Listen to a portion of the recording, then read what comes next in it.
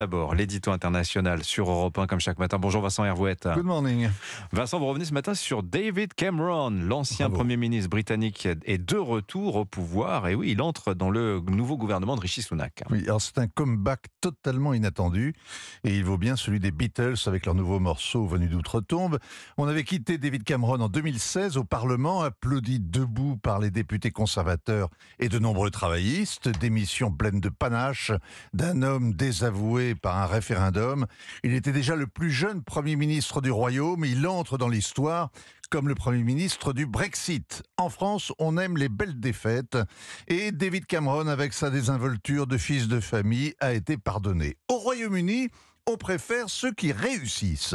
Il n'avait pas 50 ans, il était beaucoup plus jeune que le prince Charles. Pour une deuxième vie, David Cameron s'est goinfré. Il a commencé en laissant une liste de gens à décorer ou à anoblir, longue comme un annuaire. Il n'a oublié personne, pas même la coiffeuse de sa femme. Il a ensuite abusé de son carnet d'adresses, harcelant les cabinets ministériels pour la banque d'affaires qu'il employait et dont la faillite a fini en scandale. Et puis ensuite, il s'est fait un peu plus discret. On l'avait enterré, on avait tort. Il aurait fallu d'abord lui planter un pieu dans le cœur. Un homme politique n'est pas mort tant qu'il n'est pas froid. Alors donc, David Cameron prend en main le portefeuille des affaires étrangères. Oui, a priori, quelle bonne idée. Il a appartenu à la vaste confrérie des hommes d'État. Il connaît le monde, tout le monde le connaît.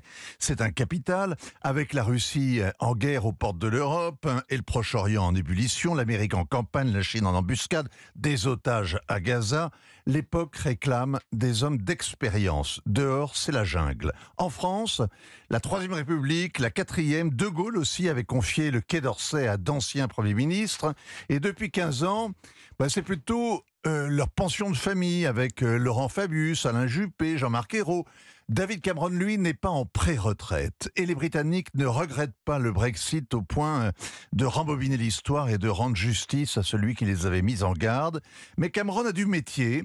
Le parti conservateur qui a vu se succéder Theresa May, Boris Johnson, Liz Truss, Rishi Sunak ne sait plus à quel sein se vouer.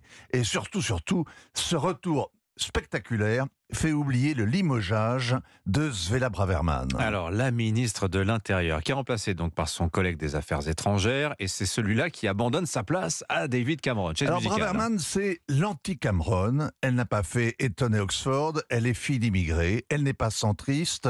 Elle est la vedette de la droite populaire. Elle donne des coups de pied dans les portes. Elle ne fait pas partie de l'establishment. Elle est anti-woke. Et pour la famille, elle dénonce aussi l'invasion, l'ouragan migratoire qui vient, c'est son expression.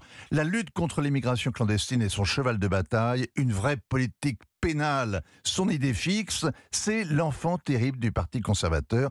Le défilé, samedi, à Londres, le 11 novembre en plus, de 300 000 manifestants, dont les gros bataillons de gauchistes et d'immigrés conduits par les frères musulmans, l'a vraiment scandalisé. On a ainsi entendu une ministre de l'Intérieur critiquer la complaisance de la police qui avait autorisé la manifestation.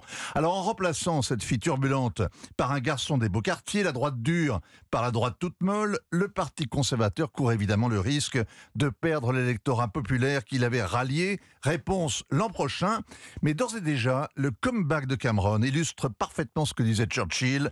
Le succès, c'est d'aller d'échec en échec sans perdre son enthousiasme. Ah, ça c'est vraiment, c'est pour la vie, on le garde ce précepte. Merci Vincent Hervouette, signature Europe.